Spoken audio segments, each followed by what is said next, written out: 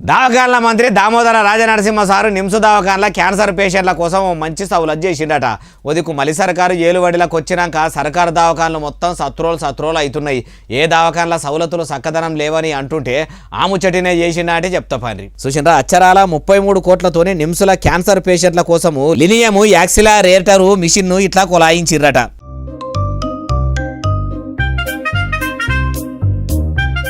మహిళల్లో ఉన్న క్యాన్సర్ పేషెంట్లకు తిప్పలు కాకుండా బిరానా బీమారి తక్కువయ్యేటట్టు పనిచేసే ఈ లీనకు మిషన్ను సురువు చేసేందుకు ఈ కార్యం పెట్టుకున్నాడట.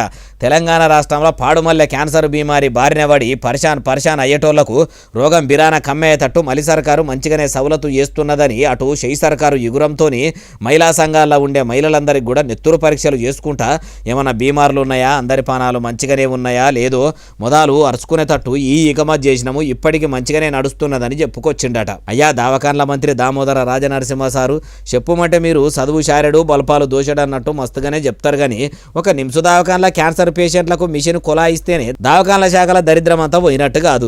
ఉదికు చాలా దవాఖాన్లల్లో చిన్న సౌలతులు కూడా చక్కదనం లేక, కావలసినన్ని మిషన్లు లేక, వెంటిలేటర్లు లేక, వీల్ చైర్లు లేక దవాఖాన్లకు వచ్చిన పేషెంట్లు మొత్తం తిప్పలు పడుతురు. అన్ని సర్కారు దవాఖాన్లలో సౌలతులు చక్కదనం చెయ్యండి. కొన్ని జాగాల్లో డాక్టర్లు ఉంటే మందులు ఉంటే డాక్టర్లు ఉండరు. కొన్ని జాగాల్లో కరెంట్ పోతుంది, ఫోన్ల లైట్లు పట్టుకొని పేషెంట్లను చూసే పరిస్థితి ఉండే.